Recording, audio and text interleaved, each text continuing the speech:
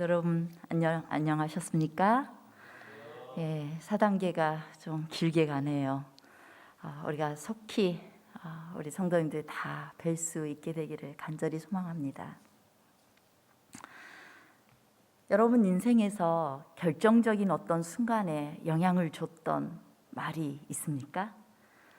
우리가 우울하고 걱정될 때 우리는 누군가가 용기 있는 말을 듣고 싶습니다. 누군가에게서 뭔가 힘든 결정을 내려야 하는 순간에는 뭔가 확신 있게 내가 이쪽으로 가면 되겠다라는 그 뭔가 방향 지시등 같은 말을 듣고 싶습니다. 뭔가 결정을 내린 후에는 참 너 좋은 선택했다 이렇게 말해주면 참 좋겠습니다. 때로 내가 잘못된 길로 갈 때에는 나에게 충고해주고 잘못될 뻔했던 걸 이렇게 막아줄 수 있는 그 말이 필요합니다. 우리는 신뢰할 만한 목소리로 우리 곁에서 진심으로 말해줄 누군가가 필요한 인생들이에요. 왜냐하면 한치 앞을 내다볼 수 없는 사람들이기 때문입니다. 제 인생에 있어서 가장 결정적인 순간에 들었던 한 가지 말이 저의 길을 완전히 바꿨는데요. 고3 대학 지원서를 쓸 때였습니다. 저희가 그렇게 어려운 집이 아니었는데 제가 하필이면 고등학교 3학년 때 진짜 어렵게 돼버렸어요.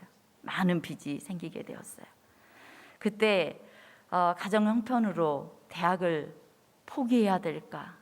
이제 거의 포기하려는 지점이었어요. 그런데 이제 우리 담임 선생님하고 같이 이제 입학 원서에 대한 내용을 상담을 하면서 제가 대학 갈 형편이 안 됩니다.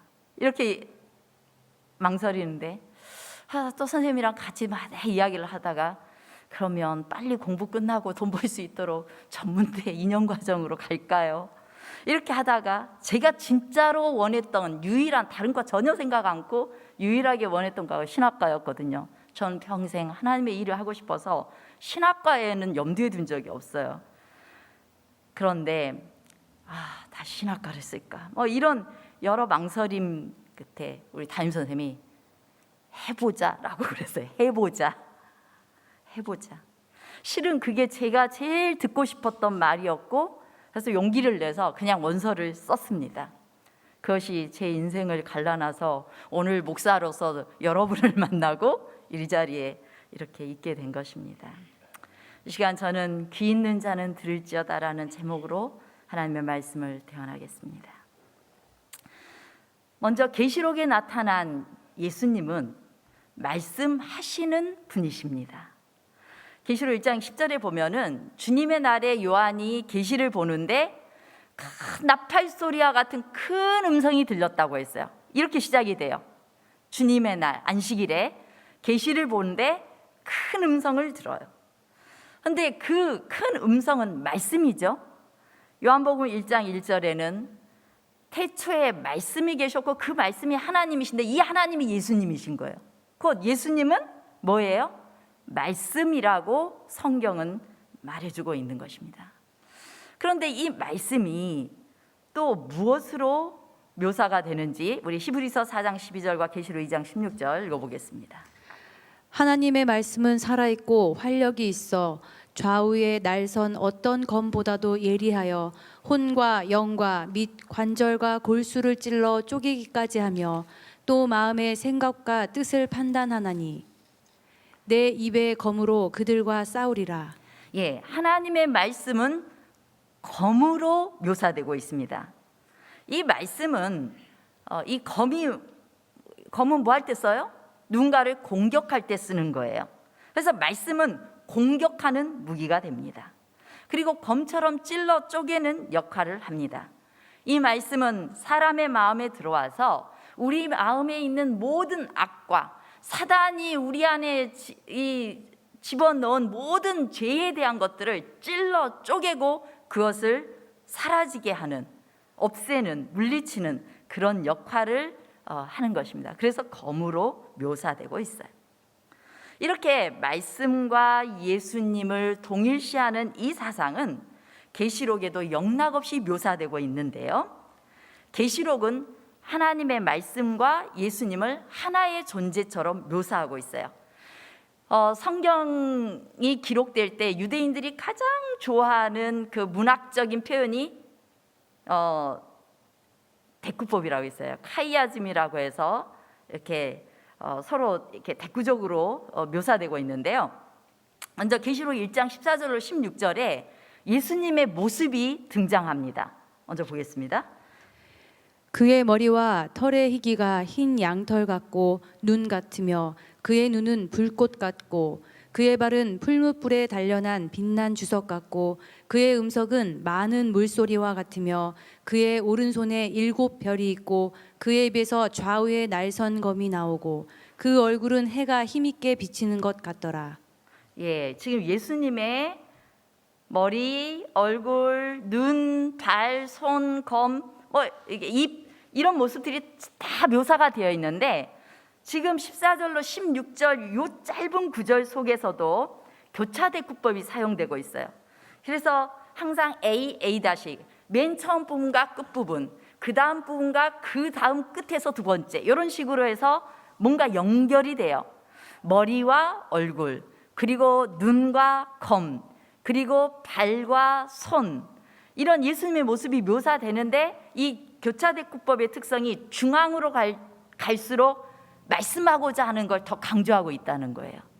가운데 뭐가 있어요? 힘찬 음성이 있습니다. 곧 예수님의 모습이 등장하는데 예수님의 말씀이 강조되고 있는 거예요. 그래서 이 예수님의 모습은 말씀과 예수님의 모습이 이렇게 하나로 되는 동일시되는 것을 우리가 이 요한계시록을 통해서 볼 수가 있어요. 근데 말씀하시는 분으로서 이 예수님은 7교회의 사람들 사이를 걸어 다니고 계십니다.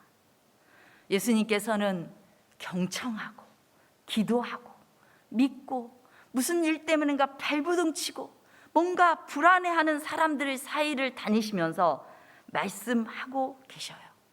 그래서 이 계시록에 이제 처음으로 예언된 그 상징적으로 예언된 모습이 7교회에 보내는 기별이거든요. 근데 그 7교회에 보내는 이 기별 속에 예수님께서 등장하시는데 예수님께서 각각 7교회에 나타나신 그 예수님이 이르시되라는 말을 반복하고 있어요. 7교회에 이르시되, 가라사대, 말씀하시되라는 말씀이 이 계시록 2장, 3장에 등장하고 있는 것입니다. 예수님은 7교회 가운데 서셔서 말씀하고 계십니다. 7교회들은 다 나름대로의 문제점을 가지고 있었어요.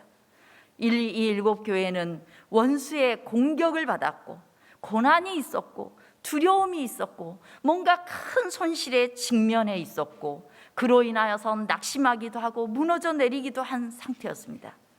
그때 우리 주님은 침묵하지 않으시는 분이셨어요. 예수님께서는 낙담한 교회를 향해 말씀하시는 분이셨습니다. 자, 그런데 또 특별한 오늘 제가 본문으로 우리 장장로님이 읽다가 말으셨는데 그거는 제가 참 잘했다고 생각을 해요. 너무 길어요. 이 7교회에 아주 공통적으로 주신 말씀이 있어요. 마무리하는 부분에 귀 있는 자는 성령이 교회들에게 하시는 말씀을 들을지어다. 그 뒷부분은 좀 달라요. 그런데 귀 있는 자는 성령이 교회들에게 하시는 말씀을 들으래요. 지금까지는 예수님이 말씀하셨는데 이제 또 성령이 교회들에게 하시는 말씀으로 묘사되고 있어요. 이 말씀은 예수님의 말씀은 성령하고 밀접하게 연관되어 있고 예수님이 말씀하시는 건 성령이 말씀하시는 것이다. 똑같은 말이라는 거예요. 그래서 예수님이 말씀하실 때는 성령도 말씀하신다. 이거 기억하시면 돼요. 우리가 이제 성령의 역할이 따로 있거든요. 예수님이 말씀하시면 성령이 무슨 일을 할 것인가? 우리는 이제 7교회를 통해서 볼 수 있는 것입니다. 자, 이제 예수님께서는 성령을 통해 또 예수님께서 말씀하시면 이 7교회에다가 말씀을 주셨는데 이 7교회에다가 말씀을 주시면서 그것을 기록해서 편지하라고 그렇게 말하고 있어요. 편지하라. 그리고 이 편지를 7교회에 보내라고 말씀합니다. 읽어보시겠습니다. 너 보는 것을 책에 써서 에베소, 서머나, 버가모, 두아디라, 사데, 빌라델비아, 라오디게아 7교회에 보내라. 네, 지금 그 위에도 7교회 각각 모든 교회에게 첫 부분에 이렇게 해요. 에베소 교회 사자에게 편지하라. 서머나 교회 사자에게 편지하라. 편지하라. 편지하라. 이렇게 기록되는데, 그리고 그것을 이 7교회에다가 책에 써가지고 보내라라고 말하고 있어요. 여러분들은 지금 예수님의 음성을 직접적으로 들으세요? 그렇지 않죠? 그런데 예수님께서 하시는 이 말씀은 직접 말하고 직접 듣는 것뿐만 아니라 그것을 기록하고 읽고 보관하는 것도 포함하고 있다는 것입니다. 요한이 예수님의 음성을 듣고 기록할 때 성령께서 거기에 함께 하셨고, 그리고 이 말씀이 각 교회의 7교회의 성도들에게 전달되어 읽혀질 때 성령은 각 사람의 마음에 역사하셔서 예수님의 음성이 잘 전달되도록 일하시고 계시는 것입니다. 그래서 이 계시록은 예수님의 입을 통해 선포된 말씀을 성령이 교회들에게 하시는 말씀이라고 표현하고 있어요. 진리의 성령은 우리가 말씀을 읽고 들을 때 진리를 깨닫게 합니다. 여러분들이 말씀을 펼치지 않으면 깨달음도 없어요. 여러분들이 말씀을 듣지 않으면 깨달음도 없습니다. 여러분들께서 말씀을 듣고 순종하지 않으면 절대 그 말이 뭘 의미하는지 깨달을 수 없어요. 뭔지 몰라요. 그런데 성령께서 그 일을 하실 수 있도록 도우시겠다는 겁니다. 예수님이 말씀하시고 저와 여러분들이 그 말씀을 접하게 될 때 성령께서 말씀하셔서 우리에게 진짜 그것이 효력이 있게 하신다는 거예요. 그래서 시대의 소망에는 이렇게 묘사합니다. 보혜사는 진리의 성령이라고 불리워진다. 보혜사의 하시는 일은 진리를 밝히고 보존하는 데 있다. 성령께서는 성경 말씀을 통하여 마음에 말씀하시며 진리를 심령에 깊이 새기신다. 이와 같이 성령께서는 잘못을 드러내시고 심령에서 그것을 내쫓으신다. 보혜사 성령은 진리의 성령이라 불려지는데 그분께서 하시는 일이 뭐예요? 진리를 밝히고 보존한다. 여러분들이 하나님의 말씀을 읽을 때에 또 들을 때 그 말씀이 진짜 내 마음에 쏙 들어올 수 있도록 그걸 해주신다는 거예요. 그리고 말씀을 통해서 여러분의 마음에 꼭 필요한 말씀을 결정적일 때 그리고 이 길로 행하도록 말씀하신다는 거예요. 내가 우연히 되어지는 것처럼 느껴지지만 말씀이 떠올라서 성령께서 그렇게 하게 할 때는 성령의 강한 역사가 있는 것입니다. 때로 내가 뭔가 잘못된 선택, 죄를 지을 상황이었는데 그 순간 막 마음에 찔림이 있어서 말씀이 생각났다면 성령께서 그 잘못을 드러내셔서 그 죄된 행동들을 내쫓는 그런 일을 하고 계시는 것입니다.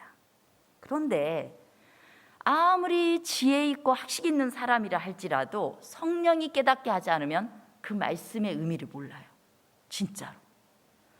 그래서 이 말씀을 가장 단순한 마음으로 성령의 지도하심을 따라 읽는 사람들만이 참된 의미를 깨달을 수가 있는 것입니다. 요한계시록은 7교회에 보내진 책이에요. 그리고 어떤 대표자가 7교회에 이제 그 서신이 딱 왔을 거 아니에요.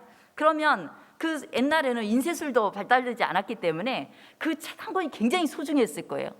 그 책을 받아 들고서 지금 요한계시록이라는 책을 받아 들고서 에베소 교회, 서머나 교회, 버가모 교회 이 교회들이 다 낭독자를 대표로 세웠을 거예요. 그래서 그 낭독자가 말씀을 쫙 읽는 것입니다. 그거 한번 상상해 보시기 바랍니다. 낭독자의 그 음성은 누구의 음성이었어요? 유배당한 요한의 말을 듣는 것이었고 궁극적으로는 예수님의 말씀을 듣는 것이었어요. 예수님의 음성을 듣는 것이었어요. 요한이 천둥 같은 음성, 나팔 소리 같은 큰 음성으로 봤던 그것을 요한을 통해 서신을 통해서 주어졌고 낭독자를 통해서 뭔가 예수님의 음성이 들려지고 있는 것입니다. 이런 과정을 통해서 그 7교회 공동체 안에 있는 사람들은 예수님의 임재를 경험했어요. 이 과정은 오늘날에도 동일합니다. 단상에서 누가 서든지 간에 이 단상에서 설교자를 통해서 선포되어지는 그 말씀을 통해 주님께서는 지금 교회와 성도들에게 서신체로 말씀하고 있는 거예요. 이 요한계시록에 처음으로 등장한 예수님의 모습이 7 촛대 사이를 이렇게 왔다 갔다 하시면서 말씀하시는 모습이거든요.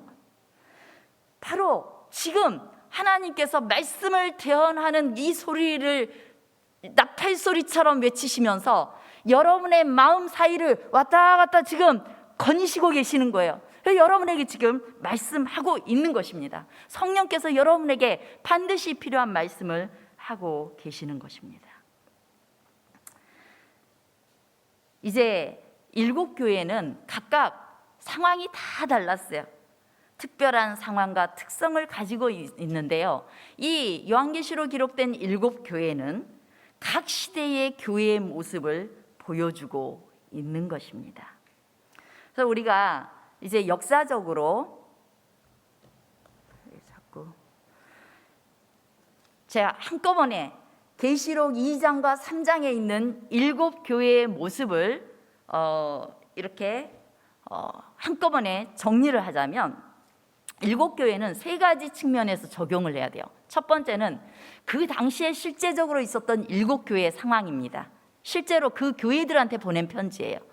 그 상황에서 너희들 용기 내라, 힘내라 이렇게 말씀한 거예요. 그다음에 두 번째 의미는 역사적으로 교회의 모습을 담고 있어요. 예수님께서 하늘로 승천하신 이후에 예수님을 따르던 모든 그리스도인들이 모이면 그게 교회였어요. 그것이 하나님의 교회였거든요. 세상의 진리를 전할 하나님의 교회인데 예수님 오시기 직전까지 7교회로 나뉘어지는 것이에요. 그래서 에베소 교회는 초기 시대 교회, 사도 시대 교회, AD 31년 예수님이 하늘로 승천하신 이후부터 100년 사도들이 죽는 마지막 때까지 사도 시대의 교회를 묘사하고 있습니다. 그때는 이제 교회가 형성되는 시기고 복음이 전파되었던 그런 뜨겁게 성령이 임하고 복음이 전파되었던 그런 시대였어요. 그리고 두 번째 서머나교회 시대는 제가 역사적으로만 보면은 AD 100년부터 313년까지 313년 혹시 여러분들 세계사를 공부하신 분은 굉장히 중요하게 시험 문제 많이 나왔던 거예요. 313년은 밀라노 칙령이 있던 기독교 그렇게 이 사도들과 그리스도인들을 핍박했던 로마가 이제 기독교를 공인하고 인정해주는 칙령을 발표할 때가 313년이에요. 그래서 이 서머나교회 시대는 박해 시대입니다. 그리고 이제 이 여자로 묘사된 교회가 극심한 시련을 받았던 시대예요. 원형 경기장에 끌려가고 죽임을 당하고 사자밥이 되고 이랬던 시대예요. 예수님 믿는다는 것 때문에. 그리고 이제 그 기독교가 공인된 이후에 버가모 교회 시대가 등장합니다. 이 7교회는 동시대에 있던 교회지만 그러나 예수님 오실 때까지의 모든 교회의 모습을 그대로 상징하고 있는 교회라는 걸 지금 말씀드린 거예요. 그리고 버가모 교회 시대에는 이제 사람들이 많이 편안해졌어요. 기독교 신앙이 공인이 되니까 이제 편안해지니까 어떤 일이 생기냐면 세속화가 진행되기 시작하는 것입니다. 자꾸 교회가 세상과 타협하고 또 타락하게 되는 그런 상황이 벌어지게 돼요. 이교 사상이 교회 안으로 들어오는 그런 시대가 되었습니다. 그러다가 AD 538년에 무슨 일이 생기냐면 여러분들이 다니엘서를 공부해 보셨으면 538년은 이 세상에 캐톨릭의 법안권이 완전히 이 세상에 세워지는 연도예요. 법안권에 대해서 반대했던 마지막 세력이 반달동고또 헤룰라이라는 이 세력이 이 나라가 다 망하게 된 끝으로 망하게 된 때가 538년이에요. 그래서 그때부터 여러분, 이 세상이 지금 많이 추종하고 있는 법안권이 이렇게 세워진 시대가 538년입니다. 538년부터 루터가 종교개혁을 하던 시대까지 그 천여 년 동안 이 땅에는 중세 암흑시대, 세계사에는 중세 암흑시대가 기록되어 있어요. 중세 암흑시대에는 모든 인본주의 다 사라지고 모든 게 신중심적인 그런 세상으로 가게 되는데 그 시대를 암흑시대라고 합니다. 법안과 카톨릭에서 모든 세상 시대를 다 지배했어요. 심지어는 황제까지도 패하고 또 왜 자꾸 문제가 되네? 패하거나 또 세우거나 하는 그런 권한까지 갖는 정말 놀라운 시대가 된 것입니다. 그리고 이게 자꾸 빠져서 이제 마르틴 루터에 의해서 종교 개혁이 시작되고, 이게 다 세계사에 있는 거예요. 종교 개혁이 시작되고, 그리고 이제 종교 개혁 시대로 돌입돼요. 그것이 이제 사대교회가 이 시대를 묘사하고 있습니다. 그리고 다음 빌라델비아 교회는 뭔가 예수님의 재림이 임박했다는 마태복음 24장에 있는 큰 징조들, 해가 어두워지고 지진이 나고 또 별소나기가 있고 이런 마태복음 24장에 묘사되었던 그 재림의 징조들이 본격적으로 발생되면서 큰 재림 운동이 펼쳐지던 시대가 빌라델비아 교회 시대예요. 그래서 그것이 예언적으로는 1798년부터 1844년으로도 볼 수 있고, 리스본 대지진, 예수님의 재림의 징조가 시작된 1755년부터 1844년으로 볼 수가 있습니다. 그리고 이제 1844년부터는 심판의 시대입니다. 라오디게아 교회 시대예요. 그것이 예수님 재림할 때까지 이르게 되는데요. 왜 심판의 시대냐? 여러분들이 조사 심판, 재림 전 심판이라는 걸 들어보신 분들이 계실 거예요. 이 조사 심판, 재림 전 심판에는 하나님의 백성들만 가려내는 심판이에요. 우리가 다 예수님을 믿고 구원받았잖아요. 구원받은 백성들이 왜 구원받을 수밖에 없는지를 가려내는 심판이 조사 심판이에요. 예수님께서 재림하시기 전에 하나님의 백성 하늘로 데려가시려면 얘는 반드시 내 피로 깨끗함을 받았기 때문에 얘는 반드시 데려갈 만한 자격이 있다는 걸 온 우주 앞에 입증하는 것이 재림전 심판, 조사 심판이에요. 그걸 알고 그걸 가려내야 그 다음에 하늘로 데려가고 나머지는 쭉정이는 다 버릴 거 아니에요. 그래서 라오디게아 시대에 조사 심판이 진행되는 것입니다. 그리고 재림을 맞이하게 될 것입니다. 이것이 좀 더 이 연도가 우리가 다니엘서를 공부하면 더 구체적으로 왜 이 연도인지를 알 수 있는데 오늘은 그것은 다루지 않겠습니다. 자, 그런데 이 요한계시록의 구조와 일곱 교회 보내신 기별을 보면요, 오늘 제가 이 도표 하나에는 계시록 전체가 담겨 있어요. 한번 집중해서 보시기 바랍니다. 일곱 교회는 각각 고유의 문제에 직면해 있으면서도 일반적인 어떤 문제들에 대해서도 각각 다르게 대처를 하고 있어요. 예수님께서는 각 교회에 주신 특별한 기별이 있지만 이 내용들은 서로 고립되어 있거나 따로따로인 것이 아닌 것입니다. 이 일곱 교회에 보내는 기별들은 계시록 전체 내용에 대한 도입이에요. 먼저 이 계시록은 네 부분으로 나눌 수 있거든요. 첫째는 교회의 상태, 교회의 역사, 세상의 역사, 어떻게 전개되었는지, 교회의 상태에 대해서 먼저 계시록이 설명하고 있어요. 그것이 일곱 교회, 일곱인, 일곱 나팔이라는 상징을 통해서 우리 교회의 역사를 쫙 보여주고 있는 것입니다. 근데 이 요한계시록이 누구에게 보낸 기별이에요? 일곱 교회에 주신 기별이라고 했어요. 그래서 계시록 22장까지 다 일곱 교회에 주신 기별이에요. 그래서 이 일곱 교회에다가 기별을 주는데 이 교회는 하나님의 교회로서 예수님 오실 때까지의 그 교회예요. 그 교회의 상태를 묘사하고, 그리고 이 교회에다가 나머지 기별을 주고 계시는 거예요. 두 번째 부분은 뭐냐면 이 세상의 대쟁투가, 선악의 대쟁투, 하나님과 사단 사이에 어떤 영적인 대쟁투가 펼쳐지는지, 그리고 사단의 정체가 뭐고 전략이 뭔지, 그리고 하나님의 남은 백성들의 정체가 뭐고 하나님의 전략은 뭔지가 묘사된 것이 계시록 12장, 13장, 14장이에요. 여러분들이 계시록 연구를 할 때 제일 많이 들었던 것이 계시록 12장, 13장, 14장일 거예요. 그래서 이거는 교차 대국법에 의하면 굉장히 중심에 있어요. 요한계시록 중심에. 그래서 우리가 이 부분도 굉장히 잘 봐야 돼요. 왜냐하면 사단의 정체를 드러내고 우리가 사단에게 미혹되지 않고 하나님 편에 바르게 설 수 있게 하는 그 기별이 담긴 것이기 때문입니다. 그리고 이제 세 번째 부분에서는 최후 심판과 의인의 승리에 대해서 묘사해요. 악인들이 어떻게 멸망할 건지, 그리고 의인들이 어떻게 승리할 건지가 나와 있고, 네 번째 부분에서는 마침내 하늘로 올리운 이 의인들에게 어떤 보상이 있는지, 새하늘과 새 땅에 대한 이야기가 기록되어 있는 것입니다. 그래서 우리가 이 7개의 교회가 있지만 이 교회에게 각각 따로따로 기별이 주어졌다기보다는 이 교회의 상황이 다 다르긴 한데 이들에게 주시는 기별은 뭐예요? 7교회에 대한 묘사 이후에 나오는 계시록의 모든 기별들이에요. 그것으로 관심을 향하게 만들고 있다라는 것입니다.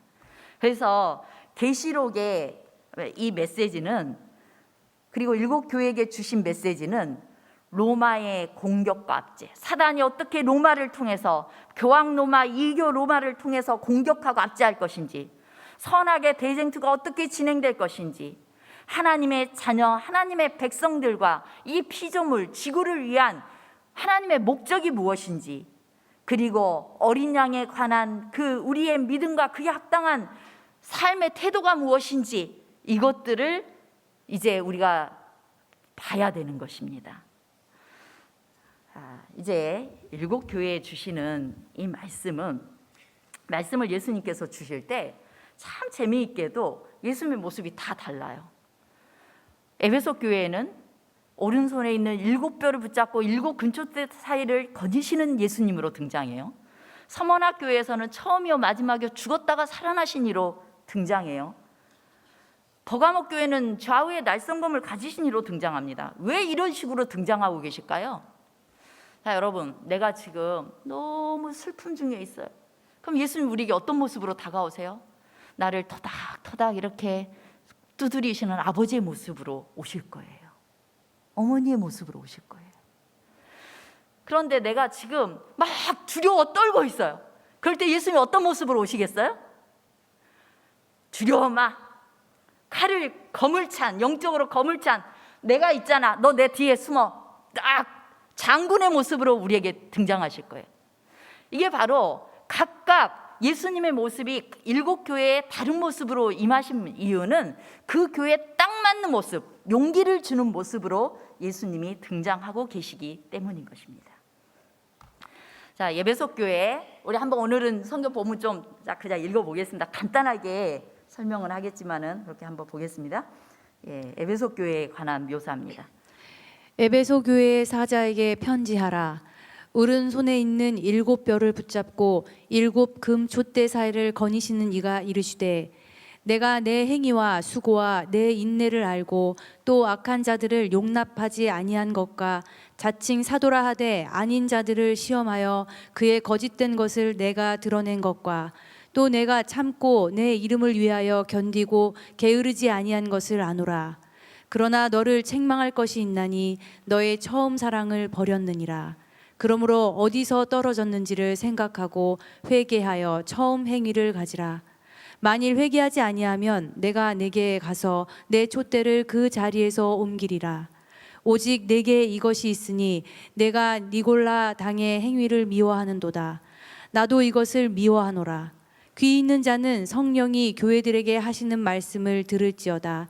이기는 그에게는 내가 하나님의 낙원에 있는 생명나무의 열매를 주어 먹게 하리라. 7교회에 보내는 기별은 3가지로 적용하라고 해서, 첫째는 그 당시의 교회 상황, 그리고 두 번째는 역사적으로 교회의 상황, 시대적 교회 상황, 세 번째로는 개인적인 상태로 적용하라는 거예요. 에베소 교회는 바울이 3년간이나 눈물로 목회했던 교회였습니다.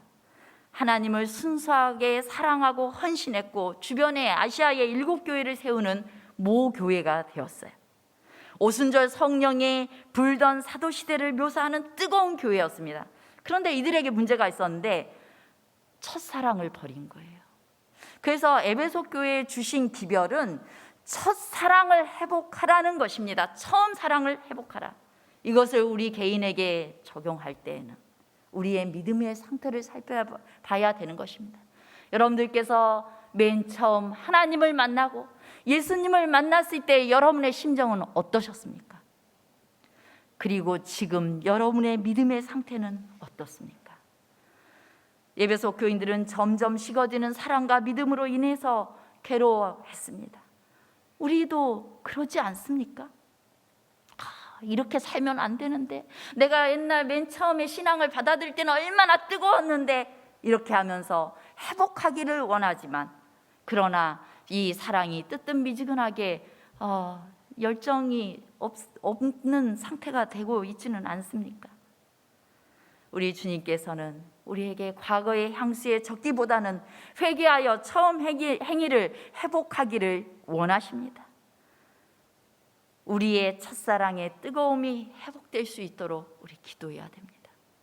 주님께서는 지금 큰 음성으로 예수께서 오실 때가 되었다라고 이렇게 세상의 징조와 또한 말씀을 통해서 외치시는데, 우리는 예수님이 오시는지 마는지 뜨겁지 않고 첫사랑도 사라져 버리고 있다면, 이 시간 성령께서 우리의 마음을 뜨겁게 하시고 처음 예수님에 대한 사랑을 회복할 수 있도록 기도해야 될 것입니다. 우리 안에 있는 모든 죄를 다 회개하고 주님 앞에 고백하고 주님의 말씀으로 나아가서 우리는 첫사랑을 회복해야만 되는 것입니다. 두 번째, 서머나 교회에 보낸 기별입니다. 서머나 교회 사자에게 편지하라. 처음이며 마지막이요 죽었다가 살아나신 이가 이르시되 내가 내 환난과 궁핍을 알거니와 실상은 내가 부유한 자니라. 자칭 유대인이라 하는 자들의 비방도 알거니와 실상은 유대인이 아니요 사탄의 회당이라. 너는 장차 받을 고난을 두려워하지 말라. 볼지어다 마귀가 장차 너희 가운데서 몇 사람을 옥에 던져 시험을 받게 하리니 너희가 10일 동안 환난을 받으리라. 내가 죽도록 충성하라. 그리하면 내가 생명의 관을 내게 주리라. 귀 있는 자는 성령이 교회들에게 하시는 말씀을 들을지어다. 이기는 자는 둘째 사망의 해를 받지 아니하리라. 서머나 교회는 다음에도 제가 한 번 더 다루려고 합니다. 이 서머나 교회는 책망이 없는 교회였고 박해 시대, 정말 핍박밖에 없던 시대였어요. 그런데 황제 숭배와 또한 유대인들의 율법주의자들 때문에 많은 핍박을 안팎으로 핍박을 받았고 궁핍하게 살아야 됐습니다. 사실상 서머나라는 곳은 가장 부유한 도시였어요. 하지만 그곳에 사는 그리스도인들은 가장 가난했습니다. 왜냐하면 그들이 그리스도를 믿는다는 것 때문에 핍박을 받았기 때문에. 그러나 그들은 영적으로 부유한 사람들이었습니다. 고통받는 서머나 교인들을 향해서 주님께서는 도전과 시험과 반대와 고난과 희생 내가 다 안다, 내가 다 안다라고 이루하고 계십니다. 오늘날 우리에게도 환난과 궁핍은 여전히 존재합니다. 그리스도인이란 것 때문에 돈을 못 벌 수도 있고, 그리스도인이란 것 때문에 누군가에게 인내하고 참아야 되고 손해를 봐야 될 수도 있고, 그리스도인이란 것 때문에 누군가에게 괜히 미움을 받을 수도 있습니다. 그러나 주님께서 내가 다 한다, 내가 다 한다 하고 우리를 다독다독 하시며 너가 죽도록 충성하라, 그럼 내가 생명의 관을 너에게 줄게 라고 우리에게 이루하고 계시는 것입니다. 세 번째 교회는 버가모 교회입니다. 버가모 교회 사자에게 편지하라. 좌우에 날선 검을 가지신 이가 이르시되 내가 어디에 사는지를 내가 아노니 거기는 사탄의 권자가 있는 데라. 내가 내 이름을 굳게 잡아서 내 충성된 증인 안디바가 너희 가운데 곧 사탄이 사는 곳에서 죽임을 당할 때에도 나를 믿는 믿음을 저버리지 아니하였도다. 그러나 내가 두어 가지 책망할 것이 있나니 거기 내게 발람의 교훈을 지키는 자들이 있도다. 발람이 발락을 가르쳐 이스라엘 자손 앞에 걸림돌을 놓아 우상의 제물을 먹게 하였고 또 행음하게 하였느니라. 이와 같이 내게도 니골라 당의 교훈을 지키는 자들이 있도다. 그러므로 회개하라. 그리하지 아니하면 내가 내게 속히 가서 내 입의 검으로 그들과 싸우리라. 귀 있는 자는 성령이 교회들에게 하시는 말씀을 들을지어다. 이기는 그에게는 내가 감추었던 만나를 주고 또 흰 돌을 줄 터인데 그 돌 위에 새 이름을 기록한 것이 있나니 받는 자 밖에는 그 이름을 알 사람이 없느니. 버가모 교회는 역사적으로는 핍박 시대 끝나고 이제 세속화되는 시대였어요. 근데 실제로 이 버가모 교회는 이 버가모 지역에는 제우스 숭배의 중심지였고 또한 황제들에게 봉헌된 신전이 있던 곳이었습니다. 그 큰 바위에 높은 제우스 제단이 있었는데요. 여기 사단의 권자가 있는 데라고 말하고 있어요. 곧 뭔가 사단이 여기에다가 자기가 경배받는 신전을 세운 아주 어마어마한 적지의 적군이 점령한 곳이었어요. 그런 곳에서도 충성스러운 증인 안디바가 있었어요. 안디바는 하나님의 충성스러운 백성들을 의미하고 있는 것입니다. 그들이 사단이 있는 곳에서조차도 죽음을 당하면서까지 그의 믿음을 버리지 않았다라고 칭찬하고 있는 것입니다. 지금 이 시대는 안디바처럼 하나님께 충성되고 정절을 지키는 일꾼들이 요구되는 시대입니다. 지금 코로나 4단계여서 제가 성도들과 접촉할 기회가 별로 많지 않아요. 교회가 활동적으로 일할 기회가 많잖아요. 교회가 활동적으로 일을 하면 나도 붕붕 떠가지고 함께 일을 할 수가 있는데, 그래서 뭔가 뜨거워지는 것 같은 느낌을 가질 수 있는데 그게 없어져 버렸어요. 이제 내 마음에 뜨거움이 사라져 버릴 수 있는 시대예요. 사단이 모든 걸 잠식해 버린 것 같은 시대예요. 그런데 그런 속에서도 충성스럽게 하나님의 말씀을 펼치고 내가 하나님의 일을 무엇을 할 것인가를 찾는 하나님의 백성들이 있어요. 분명히 제가 우리 성도들 중에서도 이런 중에 더 열심히 말씀으로 가고 더 열심히 하나님의 일을 하려는 성도들을 봐요. 그분들을 통해서 저는 뜨거운 경험들을 하게 됩니다. 그들을 통해 하나님께서 일하십니다. 하나님께서는 이런 속에서도 모두가 다 그냥 이렇게 힘들어지고 또 아무것도 안 하는 그런 할 수 없는 그런 상황에서도, 무감각해진 그런 상황에서도 다시 충성되고 정절을 지키도록 우리에게 호소하고 계시는 것입니다. 두아디라 교회입니다. 두아디라 교회의 사자에게 편지하라. 그 눈이 불꽃 같고 그 발이 빛난 주석과 같은 하나님의 아들이 이르시되, 내가 내 사업과 사랑과 믿음과 섬김과 인내를 아노니 내 나중 행위가 처음 것보다 많도다. 그러나 내게 책망할 일이 있노라. 자칭 선지자라 하는 여자 이세벨을 내가 용납함이니 그가 내 종들을 가르쳐 꾀어 행음하게 하고 우상의 제물을 먹게 하는도다. 또 내가 그에게 회개할 기회를 주었으되 자기 음행을 회개하고자 하지 아니하는도다. 내가 너희 각 사람의 행위대로 갚아주리라. 다만 너희에게 있는 것을 내가 올 때까지 굳게 잡으라. 이기는 자와 끝까지 내 일을 지키는 그에게 만국을 다스리는 권세를 주리니 그가 철창을 가지고 그들을 다스려 질그릇 깨트리는 것과 같이 하리라. 나도 내 아버지께 받은 것이 그러하니라. 내가 또 그에게 새벽별을 주리라. 귀 있는 자는 성령이 교회들에게 하시는 말씀을 들을지어다. 네, 두아디라는 수고의 향기라는 뜻을 가지고 있어요. 이 시대가 사실상 이 교황이 로마 캐톨릭에서 세계를 완전히 점령해버린 종교 암흑기인 건 사실이지만, 하나님의 참된 교회였던 사람들은 뭔가 다른 카타콤에서 그 로마의 지하 묘지에서 태어나고 자라고 죽으면서, 그리고 깊은 산속에서 살면서 그들의 신앙을 아주 철저하게 지켰어요. 그래서 겉으로 볼 때는 완전히 타락한 시대인데 그 속에서 하나님의 믿음을 정말 생명을 걸고 지킨 하나님의 교회가 있었던 시대인 것입니다. 그래서 수고의 향기, 곧 그들의 수고한 것에 대해서 주님께서 인정하고 계시는 거예요.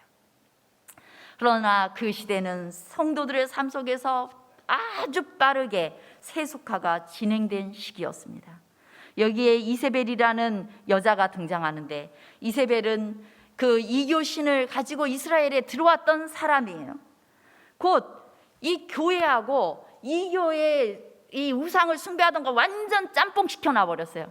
캐톨릭이 법왕을 통해서 모든 걸 다 짬뽕 시켜놔 버린 것이 이 중세 암흑기의 역사인 것입니다. 그런 가운데에서도 진리를 지키고 진리에 충성하고 용감하게 맞서 싸웠던 하나님의 백성들이 있는 것입니다. 우리가 이 시대가 아무리 타락하고 아무리 세속화되었어도 진리인 안식일을 지키고 또한 그것을 또 사람들 앞에 증거하고, 그리고 하나님의 인을 받을 수 있도록 세상에 기별을 증거하는 교회가 제7안식일 예수재림교회. 그런 성도들로서 우리가 결단력 있게 살아야 되는 것입니다. 하나님의 말씀으로 돌아가고 진리에 순종하는 삶을 살아야 되는 것입니다. 5번째, 사대교회입니다. 사대교회의 사자에게 편지하라. 하나님의 7 영과 7 별을 가지신 이가 이르시되, 내가 내 행위를 아노니 내가 살았다 하는 이름은 가졌으나 죽은 자로다. 너는 일깨어 그 남은 바 죽게 된 것을 굳건하게 하라. 내 하나님 앞에 내 행위의 온전한 것을 찾지 못하였노니, 그러므로 내가 어떻게 받았으며 어떻게 들었는지 생각하고 지켜 회개하라. 만일 일깨치 아니하면 내가 도둑같이 이르리니 어느 때에 내게 이를지는 내가 알지 못하리라. 그러나 사대에 그 옷을 더럽히지 아니한 자 몇 명이 내게 있어 흰 옷을 입고 나와 함께 다스리니 그들은 합당한 자인 영고라. 이기는 자는 이와 같이 흰 옷을 입을 것이요, 내가 그 이름을 생명책에서 결코 지우지 아니하고 그 이름을 내 아버지 앞과 그의 천사들 앞에서 시인하리라. 귀 있는 자는 성령이 교회들에게 하시는 말씀을 들을지어다. 사대교회는 종교개혁 시대의 모습을 묘사하고 있습니다. 살아있는 것처럼 보이지만 죽은 자라고 묘사되고 있어요. 이제 종교 암흑기가 끝나고 종교 개혁자들이 진리를 통해, 성경을 통해서 진리를 발견하고 그것을 높이지만, 그래서 만약에 종교개혁자들이 높이는 그 진리가 온 세상에 선포되고 함께 연합했더라면 정말 예수님의 재림이 앞당겨졌을 텐데, 그러나 교회의 건물은 점점 커져가고 교인 수는 늘어가는 그런 상황에서도 그들이 연합되지 못했어요. 네가 발견한 진리는 내가 안 발견했기 때문에 배척했어요. 그렇게 되면서 하나 되지 못했습니다. 그런 가운데서 성도들은 점점 생명력을 잃어가고 있었습니다. 그러나 그 가운데서도 죽지 않았어요. 거기에서 뭔가 진리를 찾는 하나님의 백성들에 의해서 그 다음에 뭔가 큰 일이 일어날 것이 준비되고 있었어요. 빌라델비아 교회입니다. 빌라델비아 교회의 사자에게 편지하라. 거룩하고 진실하사 다윗의 열쇠를 가지시니 곧 열면 닫을 사람이 없고 닫으면 열 사람이 없는 그가 이르시되, 볼지어다 내가 내 앞에 열린 문을 두었을 때 능히 닫을 사람이 없으리라. 내가 내 행위를 아노니 내가 작은 능력을 가지고서도 내 말을 지키며 내 이름을 배반하지 아니하였도다. 보라, 사탄의 회당 곧 자칭 유대인이라 하나 그렇지 아니하고 거짓말하는 자들 중에서 몇을 내게 주어 그들로 와서 내 발 앞에 절하게 하고 내가 너를 사랑하는 줄을 알게 하리라. 내가 나의 인내의 말씀을 지켰은즉 내가 또한 너를 지켜 시험의 때를 면하게 하리니, 내가 속히 오리니 내가 가진 것을 굳게 잡아 아무도 내 면류관을 빼앗지 못하게 하라. 이기는 자는 내 하나님 성전의 기둥이 되게 하리니 새 예루살렘의 이름과 나의 새 이름을 그 그이 위에 기록하리라. 귀 있는 자는 성령이 교회들에게 하시는 말씀을 들을지어다. 빌라델비아 교회는 아주 작았지만 그러나 그 작은 능력을 가지고도 하나님께 전폭적으로 순종함으로 큰 일을 하는 교회였습니다. 그래서 이 시대에는 종교개혁이 끝나고 그리고 남은 그 발견된 불씨를 가지고 온 세상에 재림 운동이 일어나도록 한 시대였어요.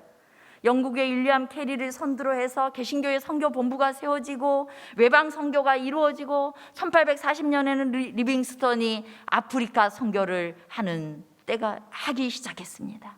적은 능력밖에 안 갖고 있었지만은 큰 역사를 이루던 시대였어요. 때로 우리는 작고 연약합니다. 때로 힘없는 교회처럼 보일 수 있습니다. 그러나 하나님께 순종하면 하나님의 큰 능력을 경험할 수 있어요. 제가 이번 주에는 한 집사님이 정말 소중한 자신의 작은 것을 떼어서 또 필요로 하는 분에게 나누는 것을 함께 했습니다. 그런데 또 그것을 나누자 또 그것을 받은 정말 힘든 상황에 있는 분이 저에게 작은 돈을 건네면서 나보다 더 힘든 분을 위해서 이걸 써달라고 또 주셨어요. 얼마나 따뜻하고 아름다운 모습. 저는 아주 작은 거라도 하나님을 위해서 뭔가를 하는 그 사람을 통해서 하나님께서 큰 일을 이루실 것을 믿습니다. 우리 봉두리 교회가 그런 교회가 되었으면 좋겠습니다.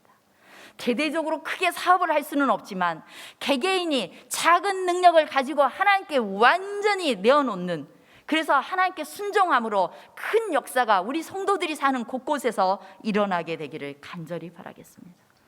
마지막으로 라오디게아 교회입니다. 라오디게아 교회의 사자에게 편지하라. 아멘이시오, 충성되고 참된 증인이시오, 하나님의 창조의 근본이신 이가 이르시되 내가 내 행위를 아노니 내가 차지도 아니하고 뜨겁지도 아니하도다. 내가 차든지 뜨겁든지 하기를 원하노라. 내가 말하기를 나는 부자라 부요하여 부족한 것이 없다 하나 내 곤고한 것과 가련한 것과 가난한 것과 눈먼 것과 벌거벗은 것을 알지 못하는도다. 내가 너를 권하노니 내게서 불로 연단한 금을 사서 부요하게 하고 흰 옷을 사서 입어 벌거벗은 수치를 보이지 않게 하고 안약을 사서 눈에 발라 보게 하라. 내가 열심을 내라 회개하라. 볼지어다 내가 문 밖에 서서 두드리노니 누구든지 내 음성을 듣고 문을 열면 내가 그에게로 들어가 그와 더불어 먹고 그는 나와 더불어 먹으리라. 이기는 그에게는 내가 내 보좌에 함께 앉게 하여 주기를, 내가 이기고 아버지 보좌에 함께 앉은 것과 같이 하리라. 귀 있는 자는 성령이 교회들에게 하시는 말씀을 들을지어다. 라오디게아는 실제로 소아시아 무역의 중심지였고 부유하고 사치스러운 도시였습니다. 그런데 그 라오디게아에서 10km 떨어진 곳에 히에라볼리라는 그 온천이 있었어요.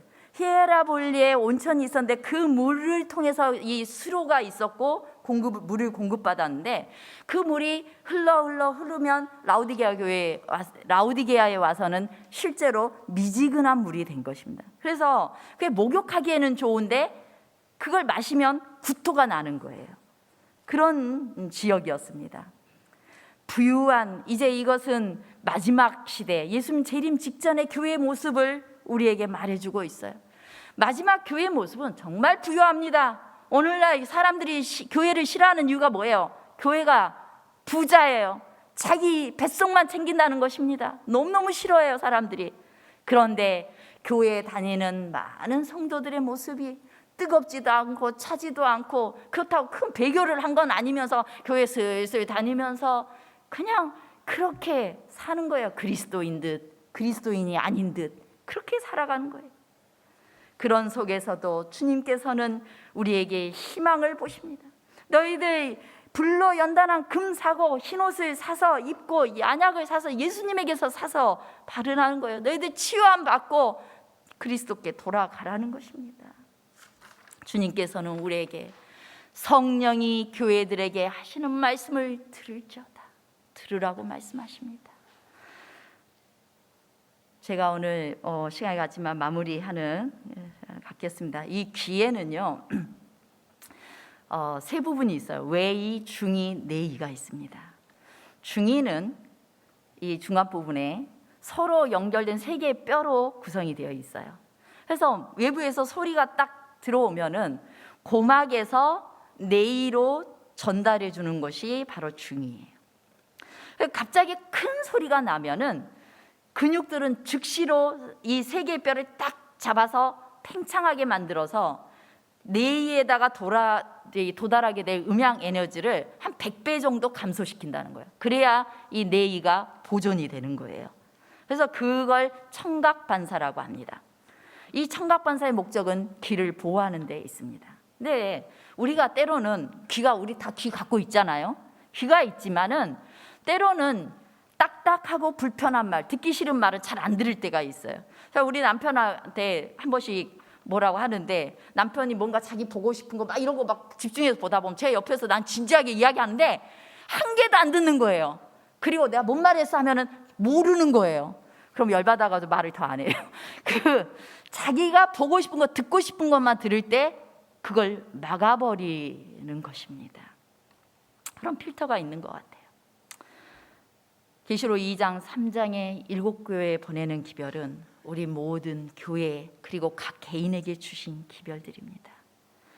예수님을 모르는 이들에게 하신 말씀이 아니라 모든 성도들에게 주신 말씀인데, 그 말씀을 듣는 자와 듣지 못하는 자는 귀 있는 자와 귀 없는 자가 존재해요. 귀는 다 있는데 귀 있는 자와 귀 없는 자가 존재해요. 우리는 모두 주님의 말씀을 듣기 위해 성전을 찾아가지만 말씀에 관심도 없고 교훈에 집중하지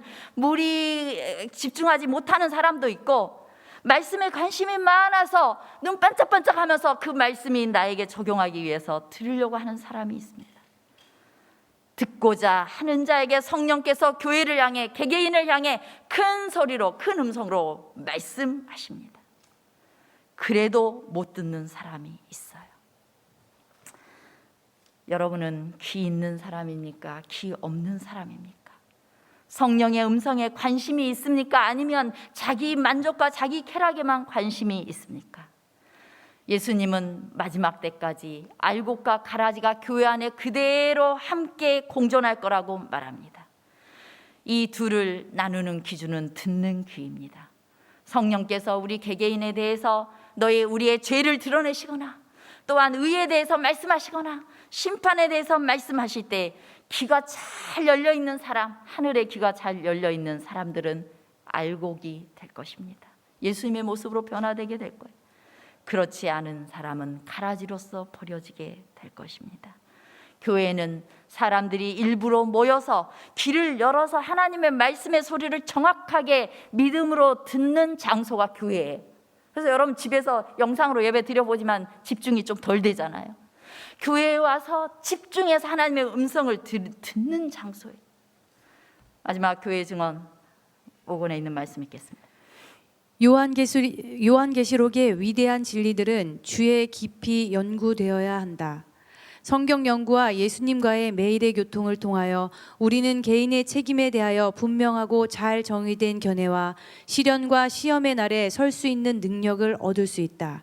보이지 않는 사실에 의하여 그리스도와 연합된 생애를 하는 자는 구원에 이르는 믿음을 통하여 하나님의 능력으로 보호를 받게 될 것이다. 오늘 하나님께서 우리에게 성령의 음성을 들으라고 말씀하십니다.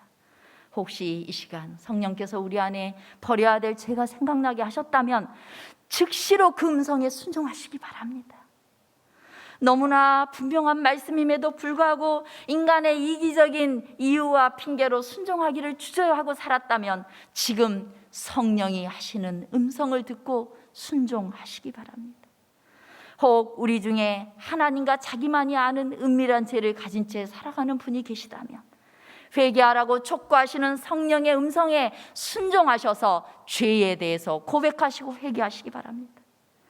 아직도 우리의 삶에 안식일이 무너져 있고 하나님께 드리는 헌금 생활이 흐트러져 있다면 지금 성령께서 우리 자신에게 하시는 그 음성에 귀를 기울이시기 바랍니다. 우리 가정 문제나 자녀 문제나 기타 여러 가지 문제들을 놓고 기도하면서 우리에게 주시는 성령의 음성을 들었다면 그 음성에 순종하시기 바랍니다. 하나님의 음성에 순종하는 귀 있는 자는 들을지어다. 순종하는 하나님의 백성들 되시기를 간절히 바라겠습니다.